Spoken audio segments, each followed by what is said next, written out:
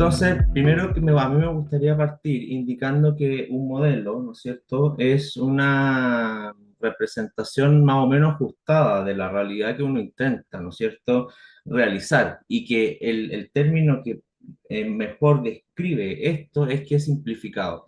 ¿A qué me refiero con simplificado? Porque hay muchos procesos, hay muchas cosas que están ocurriendo que nos gustaría colocar en el modelo, nos gustaría colocar el número, nos gustaría que estuvieran representados, pero dada la complejidad que eso representa, muchas veces tiene que simplificarse y poner más énfasis en los procesos que a nosotros nos interesan para, ¿no es cierto?, o dependiendo de los objetivos que tengan este modelo, ¿no? Entonces, para nosotros lo usamos, ¿no es cierto?, para simulación de flujo, que está, ¿no es cierto?, gobernada por ecuaciones diferenciales, y eso hace, ¿no es cierto?, que podamos de alguna forma entender el sistema de mejor manera, ¿no es cierto?, corroborar ciertas hipótesis que a lo mejor mediante modelación o números, ¿no es cierto?, que también podamos corroborarnos, ¿verdad? Porque en la parte del modelo numérico hay que tener también otra cosa bien clara, que estas simplificaciones que estamos teniendo acá dependen de varios factores. Uno, ¿no es cierto?, es del objetivo que tenga el modelo. O sea, el objetivo también va a enfocar o va a encauzar, ¿no es cierto?, cómo se va a construir el modelo, cuáles son los procesos que se van a incorporar y cuáles son los que se van a simplificar. Pero lo segundo, que es lo más importante de todo, es el modelo conceptual. Por ejemplo, en este caso es lo que presentó Cristian, que son los procesos, es el modelo conceptual, lo que uno entiende, ¿no es cierto?, del acuífero, es lo más importante y eso es lo que lleva, ¿no es cierto?, y lo que guía al modelo numérico, ¿ya? Tanto en la parte de simplificación, de construcción del modelo numérico, como también después la verificación de los resultados posteriores, ¿no? Entonces, eso va de la mano y es complementario, ¿ya? No es una cosa separada, una cosa con otra. Primero el modelo conceptual y los objetivos bien claros de la modelación para posteriormente pasar, ¿no es cierto?, a la construcción del modelo numérico. ¿Ya? Y también nosotros lo utilizamos para herramientas de gestión, ¿no es cierto? Porque cuando están construidos con alta cantidad de información, permite, ¿no es cierto?, hacer el balance hídrico, que es lo más importante, una de las cosas más importantes que se tienen, ¿no es cierto?, para ir evaluando el estado del acuífero, el estado de los recursos hídricos, ¿no es cierto?, y haciendo proyecciones futuras. ¿Qué pasa si colocamos un pozo acá? ¿Cómo va a responder ¿no es cierto?, el sistema que está acá al lado, etcétera? ¿No es cierto? ¿Qué va a pasar con las proyecciones de cambio climático? ¿Qué va a pasar, etcétera? Con una serie de qué pasará, ¿no es cierto? ¿Qué cosas o escenarios futuros? ¿Cómo va a responder el acuífero frente a esos escenarios? Entonces, esas son una de las principales herramientas. Uno, ¿no es cierto?, es para ir probando el modelo conceptual, ¿no es cierto?, la coherencia que va teniendo, pero también es una herramienta de gestión, ¿no es cierto?, para ir contabilizando el balance hídrico y viendo, ¿no es cierto?, cómo se va moviendo la entrada, salida y también lo más importante, la variación del almacenamiento, y también poder predecir cómo se va a comportar el sistema frente a ciertos cambios, ¿no es cierto?, que nosotros, o ciertos escenarios que nosotros queramos realizar, ¿no es cierto? Entonces, esa es como un poco una pequeña introducción que quería realizar antes de empezar, ¿no es cierto?, a comentar lo que queríamos hablar hoy día, ¿no es cierto? Porque la mayoría de las cosas va a estar un poco orientada al tema, más que al aspecto técnico, ¿no es cierto?, de esta construcción de la modelación, ¿no? Entonces, en la cuenca, como ya mencionó Cristian, es la cuenca de Paine, pero se modeló la cuenca del río Maipo, salvo con la salvedad de que acá se extrajo, ¿no es cierto?, la laguna Culeo por temas operativos, ¿no es cierto?, porque y ahí entra uno de los temas que dijimos recién del objetivo, ¿no es cierto?, que el objetivo es analizar el tema de las canalizaciones, analizar, ¿no es cierto?, las relaciones de las aguas superficiales subterráneas, ¿no es cierto?, y dónde es mejor la recarga artificial, ¿no? Entonces, lo que se hace después acá, vamos a hablar un poquito más adelante, es una condición de contorno que simule de alguna forma en la transferencia de agua que hay desde Aculeo hacia, ¿no es cierto?, el acuífero principal, que es esto que está acá.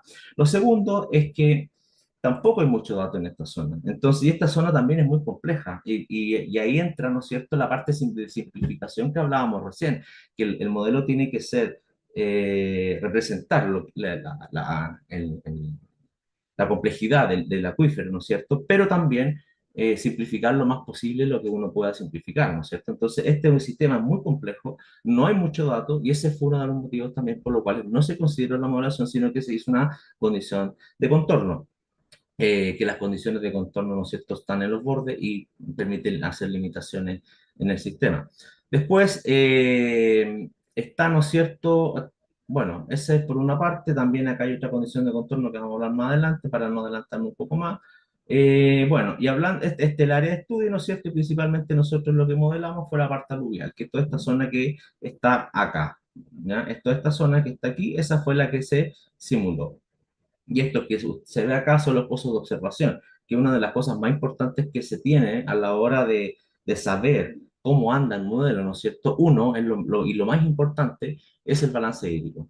Es saber que el balance que está arrojando el modelo, ¿no es cierto?, sea más o menos acorde, incluso en órdenes de magnitud correctos, a la parte conceptual. Ese es uno, que el balance hídrico siempre es el que tiene que mandar, ¿no es cierto?, en la evaluación del modelo numérico. Y segundo son, ¿no es cierto?, cómo anda la simulación de los niveles freáticos con respecto a las observaciones, ¿no? Y acá hay un caso, y estos son los pozos que se utilizaron, ¿ya? En el caso de las observaciones. ¿Ya? Bueno, y el objetivo, básicamente uno, fue determinar las mejores zonas para la recarga artificial. Para esto se utilizó mucho, ¿no es cierto?, la parte de la profundidad que alcanzaba, ¿no es cierto?, el nivel freático, porque es una de las cosas que afecta, ¿no es cierto?, a la eficiencia que va a tener la recarga artificial. ¿Ya? Por lo tanto, ese fue uno de los primeros objetivos que se trazaron y siguiendo, ¿no es cierto?, la parte inicial de cómo se construye un modelo numérico. Después, la simulación de escenarios futuros, se simularon algunos escenarios. Acá no vamos a entrar en muchos detalles de cuáles fueron esos escenarios, de cómo se implementaron, de cómo básicamente terminaron, ¿no es cierto?, en el modelo numérico, porque lo que se busca acá, ¿no es cierto?, es explicar más o menos cuáles son las consecuencias y cuáles son los impactos generales que van a tener estos escenarios, ¿ya? Y finalmente, una mejora en la gestión de la cuenca de Paine. Esos tres fueron los objetivos que se tuvieron en consideración a la hora de construir este modelo numérico, ¿ya? Y ese es por una parte. Y segundo, el modelo conceptual, ya que el modelo conceptual es el que manda y es el que guía, ¿no es cierto?, en el proceso continuo de esta calibración después o construcción, calibración del modelo, si hay que ir modificando ciertas cosas del modelo numérico y no al revés, ¿no?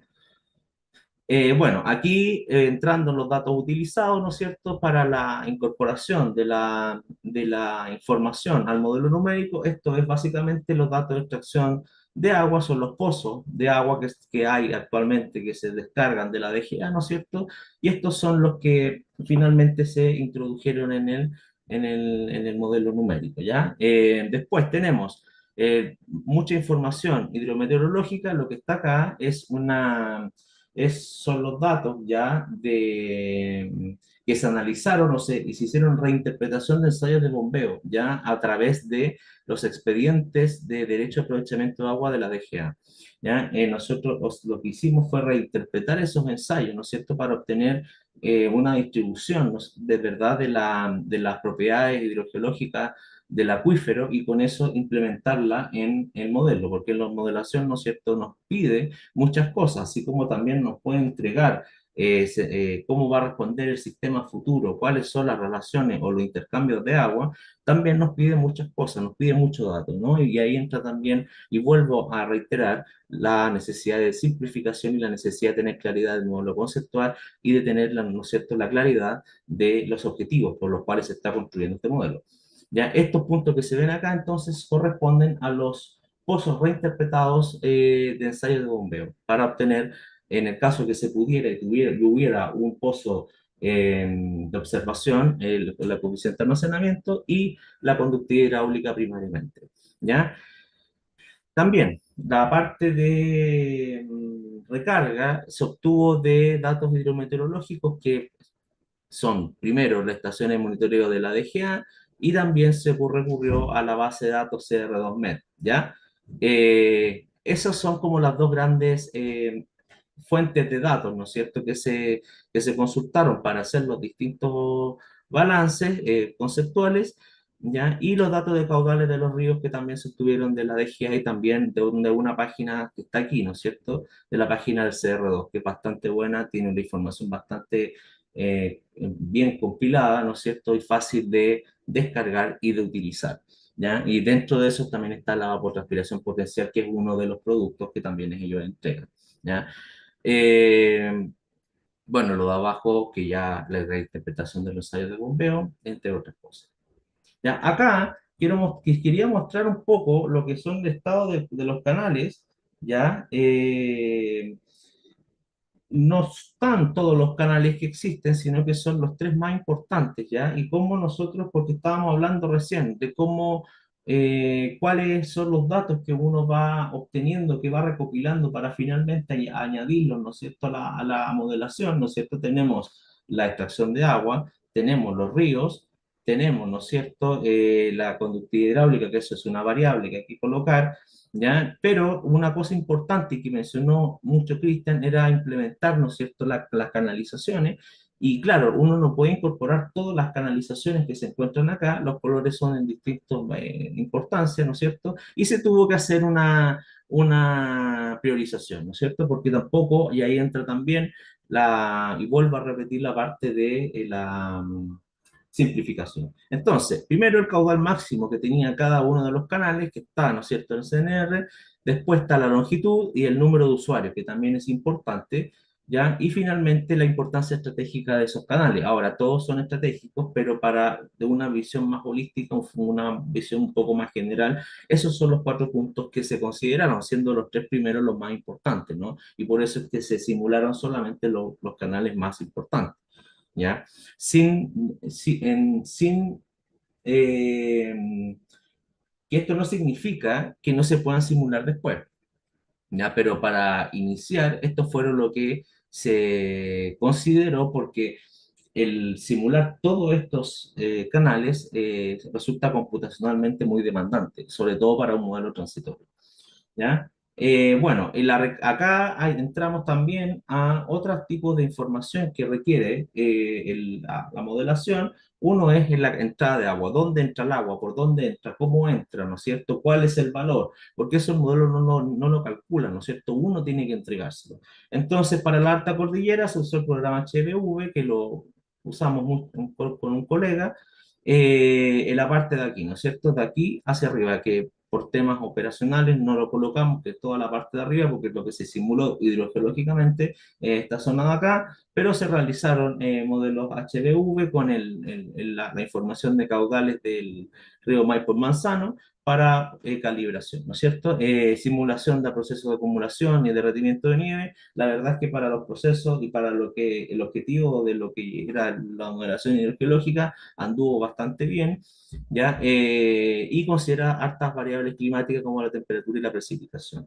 ¿Ya? Y la parte baja, ya que era la parte baja a lo que se refiere, es esta que está acá, ¿no es cierto? Es toda esta zona que está aquí, es un balance hídrico, ¿no es cierto?, en el término más común, ¿no es cierto? Precipitación, evapotranspiración, un poco de correctividad, ¿no es cierto? Y lo más importante también que la recarga, ahí también entra lo que indicaba Cristian, que la recarga directa por precipitación al menos en esa zona es muy baja, ¿ya? Es muy baja.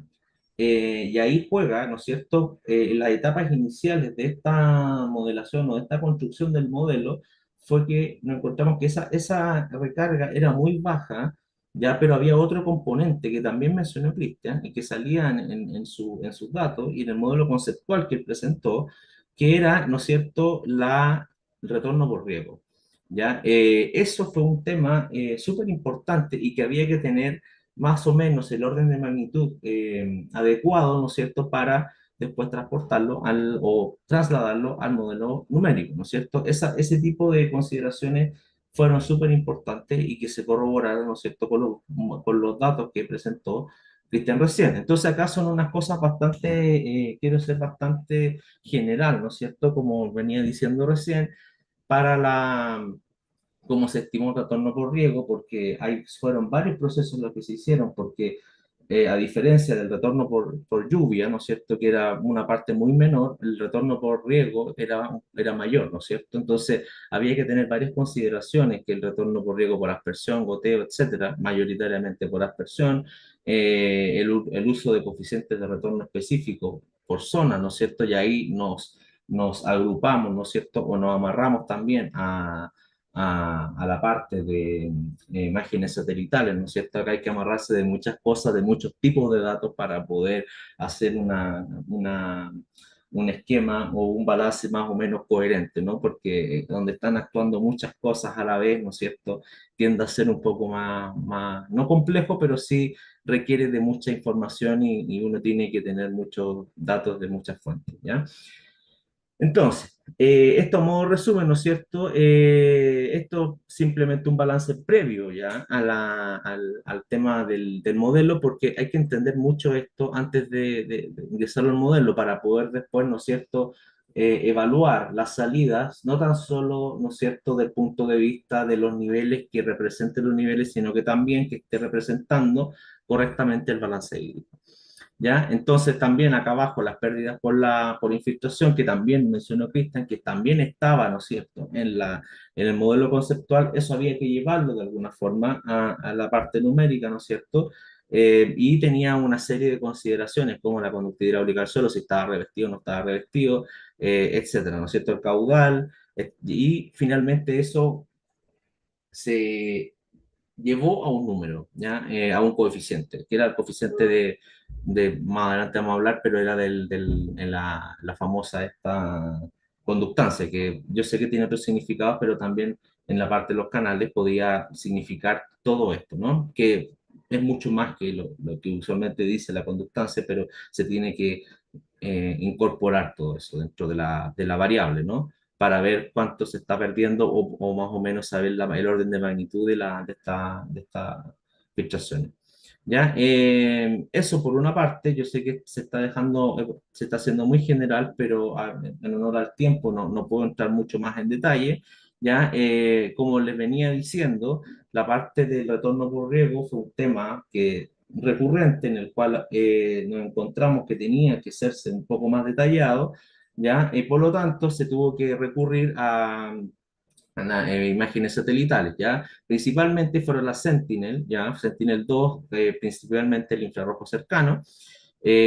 Uno, el índice de vegetación, porque hay muchos cálculos, muchas metodologías bastante probadas que hacen los coeficientes de cultivo basados en los índices de vegetación y con eso tener más o menos una idea de cuánto podría estar retornando el riego, ¿ya? Siempre con tener una idea de estas cosas, ¿no?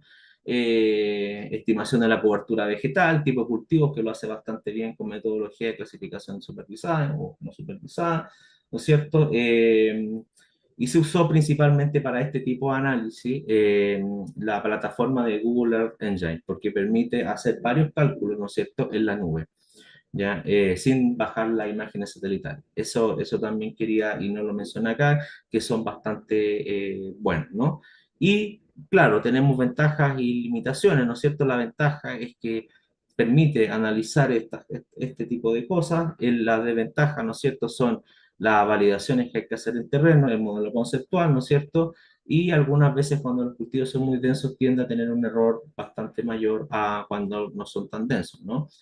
Eso por una parte, la de Sentinel-2, pero como esto se inició desde el año 90 y desde el año 1990, también se empezó con la Landsat 4.5, ¿ya? Porque claro, Sentinel-2 llega a 2016 en adelante, pero es bastante buena para determinar ciertas cosas, pero de forma general se utilizó la Landsat 4.5 también, ¿no? Este es uno de los ejemplos. Con esto no quiero entrar mayor en detalle, sino que simplemente mostrar los trabajos que se han realizado, ¿no es cierto?, para hacer este tipo de estimaciones. ¿Ya? Porque acá está julio de 2023, acá este Sentinel-2, y este es el índice de vegetación, ¿ya? Que se utilizó.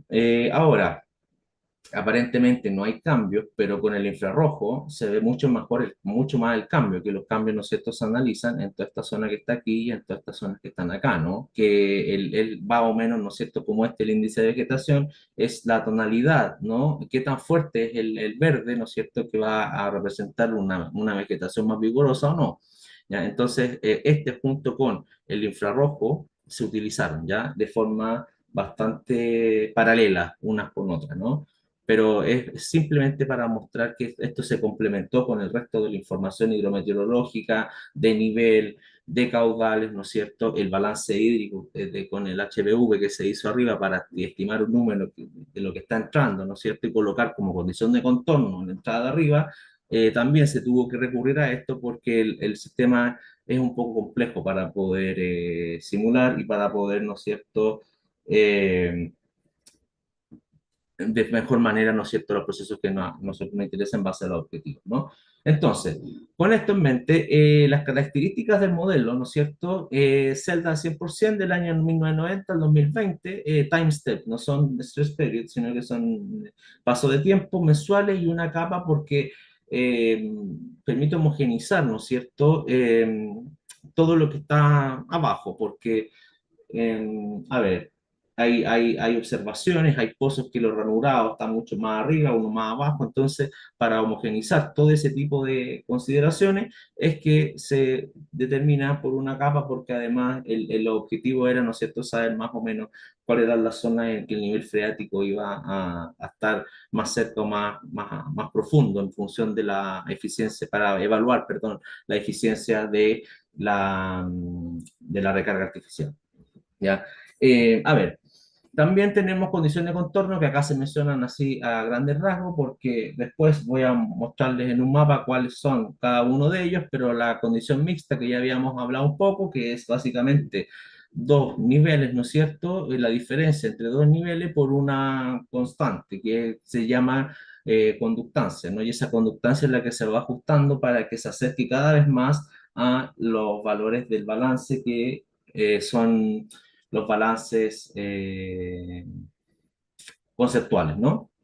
El river, que son los canales específicamente también se modificó un poco la conductancia para poder añadir todo no todo, pero una de las principales cosas que tenía, ¿no es cierto?, que se mencionó anteriormente, y el nivel prescrito de Melipilla, que es la salida hacia el este, ¿ya? Y el caudal prescrito, que era la salida, ¿no es cierto?, del modelo de HBV que mencionamos recién, se colocó en la parte de la cordillera, ¿no es cierto?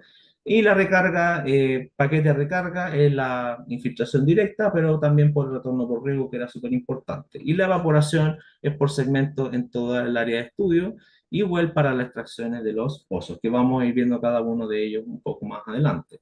Este es un mapa de los valores de conductividad hidráulica que varían entre 0,01 más o menos, y en algunas partes un poco menos, pero en estas zonas que están acá, ya esto principalmente se hizo con geoestadística para ver el patrón si hay una estructura espacial que valiera la pena, ¿no es cierto?, implementar en el modelo, eh, y de esa forma representar mejor el sistema, ya que es básicamente esta que se ve acá, ¿no es cierto? Esa que está en la parte central, ahí lamentablemente no le puse mayor transparencia a esta parte para que se viera, pero es la parte central, esto, ¿no es cierto?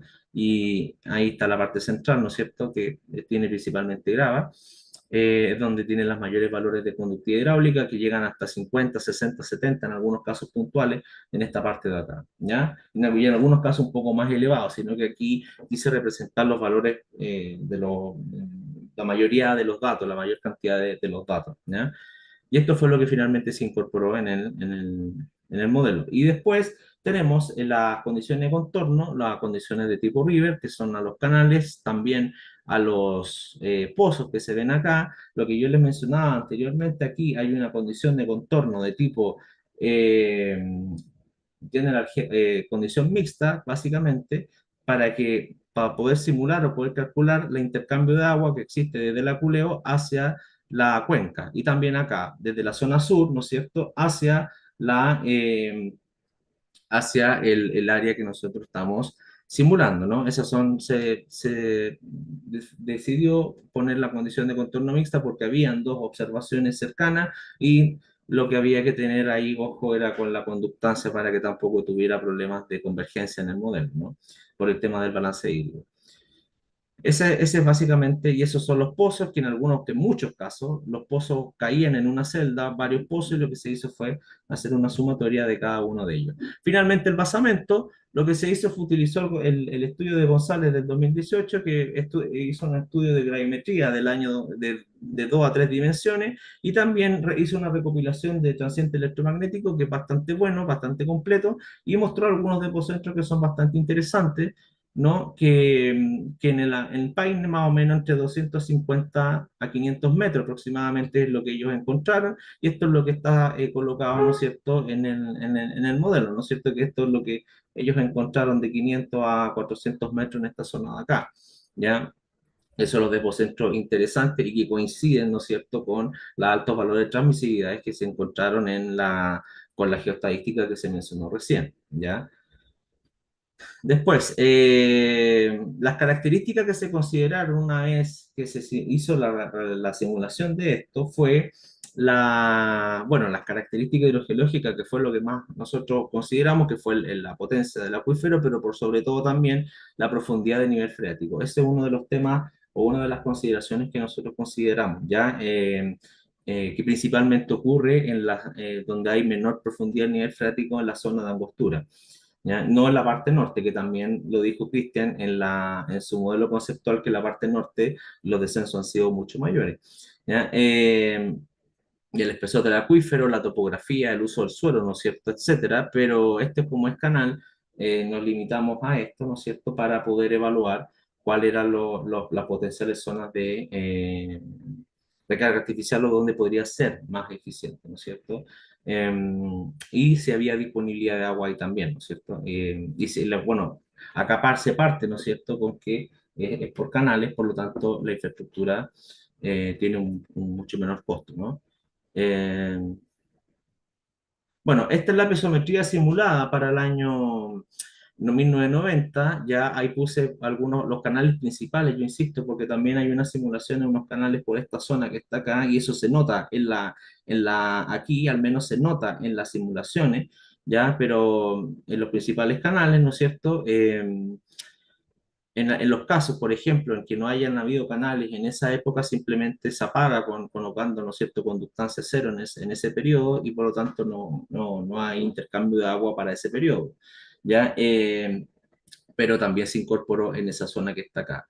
¿Ya? Esos canales que están aquí, que vienen del Maipo y que también hacen infiltración y influyen, ¿no es cierto?, en el flujo de agua de manera general. Acá, ¿no es cierto?, se reproduce lo que había mostrado Cristian también, ¿no es cierto?, que aunque mucho antes del año 70, este del año 90 ya, con mayor cantidad de extracciones de agua, que vienen, ¿no es cierto?, desde esa zona, no es verdad, desde la parte alta hacia Melipilla, que aquí está la condición de contorno de nivel prescrito.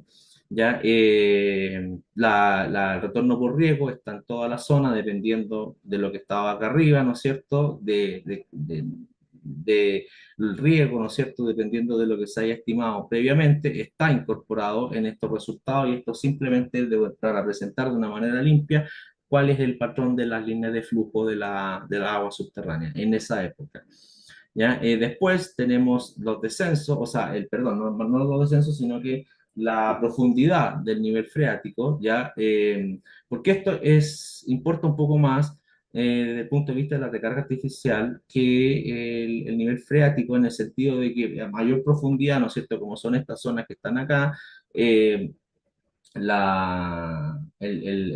nivel tiende a ser menor acá, donde están todos estos canales que están aquí, ¿no es cierto? Y por lo tanto, facilitaría, ¿no es cierto?, la entrada de agua, porque no está a profundidades muy elevadas, de hecho están a unos 4 metros en el año 90, ¿ya? Este fue el punto inicial, son las condiciones iniciales de las cuales se partió el sistema, ¿no es cierto? Por lo tanto, se partió esto también se me olvidó, y me disculpa si se me olvidan algunas cosas, porque dado el tiempo, ¿no es cierto? No, es imposible mencionar todas las variables, todos los análisis, tanto de error y certidumbre que se han realizado, así que por esa parte igual, en honor al tiempo, pero esto está en el orden de 4 metros o 3 metros aproximadamente en esa época.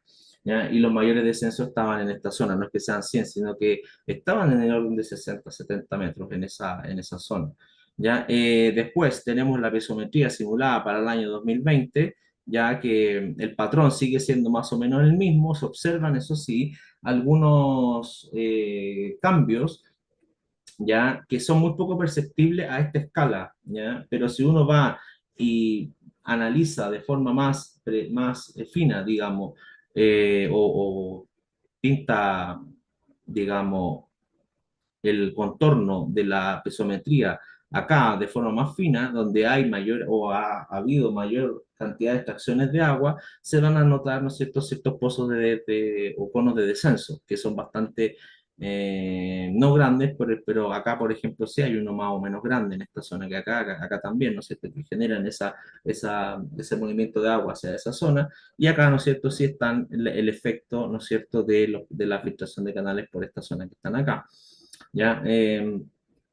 Ese es del año 2020 y esta es, ¿no es cierto? Van a disculpar la pintura que se hizo para el caso de las profundidades. Si bien es cierto, el patrón es el mismo, pero sí se observa, ¿no es cierto?, que lo rojo está cada vez más acotado hacia las zonas de angostura que está acá abajo, ¿no? Es decir, que la zona, y lo rojo en este caso tiende a ser las zonas que tienen menos profundidad, es decir, que el nivel freático está menos profundo. Entonces, hasta el día de hoy, esa zona, toda esta zona que está aquí, es la zona donde se puede hacer recarga artificial, porque es donde el nivel freático está más cercano al canal. ¿Ya? Pero claro, toda esta zona donde han habido mayor cantidad de extracciones de agua, que Cristian también lo mencionó, mayor cantidad de extracciones, el nivel ha bajado mucho, a más de 120. Si acá se cortó para poder pintar un poco y poder representar un poco esta variabilidad, pero acá aumentó mucho más el, el descenso de los niveles, ¿ya? Y eso causó, ya como se va a ver un poquito más adelante, causó que la recarga, ¿ya? Porque la recarga por el río, por ejemplo, era un 60% aproximadamente del año 90, aproximadamente, era bastante frente a la entrada de Frente Montaña, que era 35% y otras eran un 5%, aproximadamente también, bueno, dentro de la recarga por ahí del río, yo incluí el retorno por riego porque eran las dos más importantes, pero era muy importante la recarga por el río, pero acá, ¿no es cierto?, en el año 2020 se produce que los descensos o los niveles están tan profundos, sobre todo en toda esta zona que está acá, que que se disminuye la recarga desde el río hacia el acuífero y disminuye de forma considerable, pasando a que sea, yo estoy hablando de la última década, ya estoy hablando del 2010 en adelante, pasando a una zona que tiene principalmente por recarga de río a una que ya los niveles son tan profundos que tarda mucho el agua, la molécula del agua en llegar al acuífero y por lo tanto entra mayor participación el retorno por el riego, ¿no es cierto? Que en términos de porcentaje tiende a ser mucho más importante, ¿ya?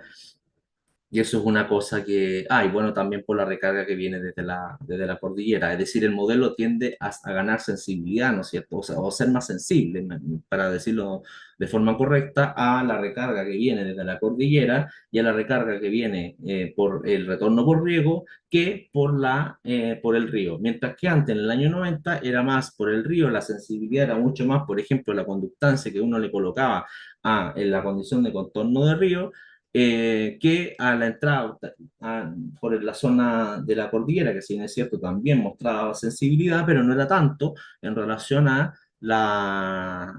lo que muestra después. ¿Por qué? Porque claro, como decía Cristian también, se reduce la entrada de agua, ¿no es cierto?, por el río y por lo tanto entran a jugar, ¿no es cierto?, otros componentes en esta zona del balance hídrico en juego, tienden a ganar más importancia, ¿ya? Y eso también es lo que se empezó a analizar para poder determinar, ¿no es cierto?, que toda esta zona que está aquí es una de las zonas más ideales para poder realizar recarga artificial. Y acá también esto está condicionado tanto por la entrada que viene desde el Maipo, pero también por la entrada que viene desde la otra cuenca que aquí está representado, ¿no es cierto?, por la condición de contorno mixta, ¿ya? Entonces, estas serían unas zonas bastante interesantes. La geología también acompaña esa zona para poder hacer recarga artificial.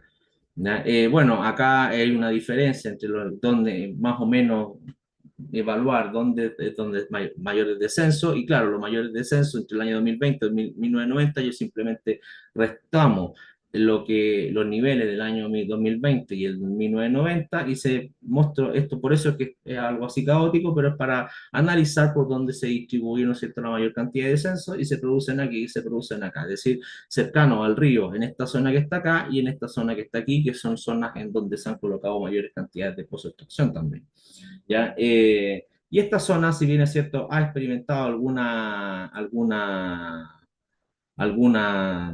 descensos, pero no son descensos tan grandes en relación a la, el resto que está acá, que esto llegan a magnitudes de 30, 40 metros, ¿ya? Ahí está más o menos los números, pero llegan a magnitudes relativamente importantes. Ya para ir cerrando un poco todo esto, acá también es la misma figura de recién, salvo que con los principales canales, insisto, principales, porque también se simularon otros, principales canales, ¿verdad? Y acá se muestra que, y siguiendo con la línea de recién, que esta zona es bastante favorable porque los descensos no han sido muchos en el tiempo y para la recarga artificial. ¿Ya? Bueno, acá yo hablaba de la importancia de la recarga por el río, ya que era mucho más importante antes que ahora, porque claro, los descensos disminuyen de los niveles freáticos, o sea, perdón, los niveles freáticos disminuyen, por lo tanto, la diferencia de donde está el río y el acuífero aumente, por lo tanto la molécula del agua se tarda mucho más y eso sumarlo, ¿no es cierto? Que la carga hidráulica, como decía Cristian, era baja y por lo tanto no tiene tanta fuerza para que produzca un descenso significativo hacia el acuífero. Entonces el retorno por riego empieza a ganar mayor contribución y también la recarga, o al menos el modelo tiende a mostrar mayor sensibilidad al retorno por riego y también por la entrada desde la parte de la cordillera, ¿ya? Desde el 2010. ¿Ya?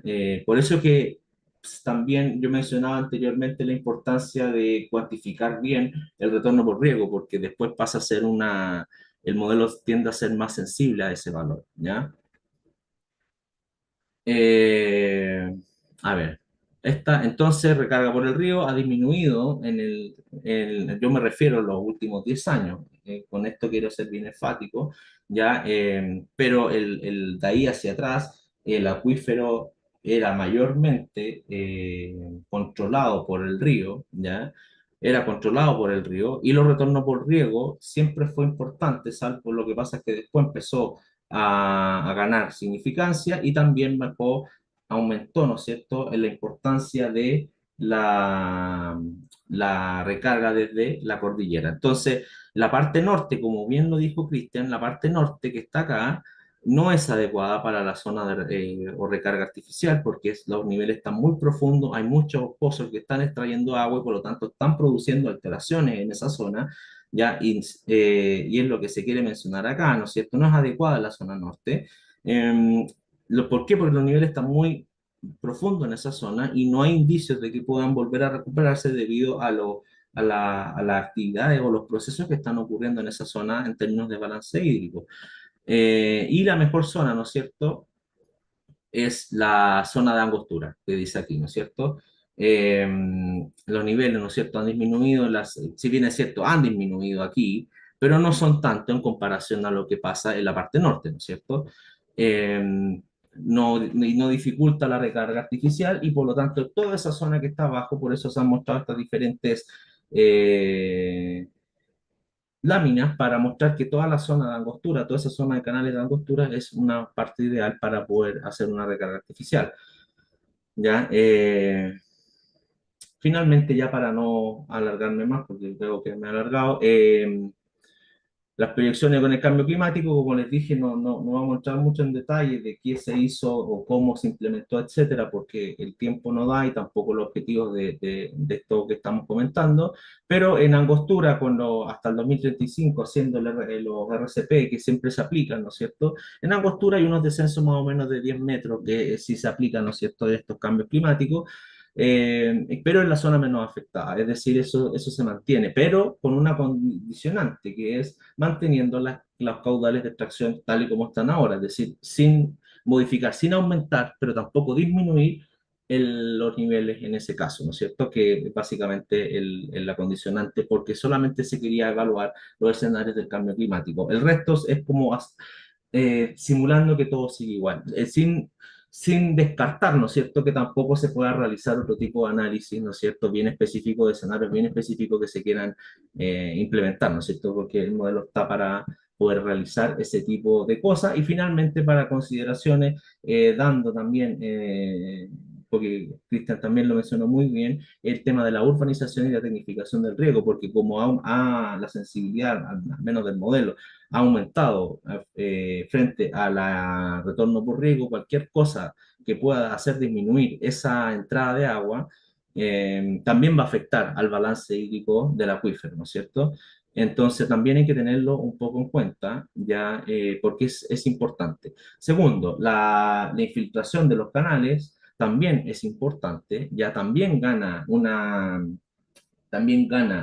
importancia en relación a la recarga por el río, ¿no es cierto?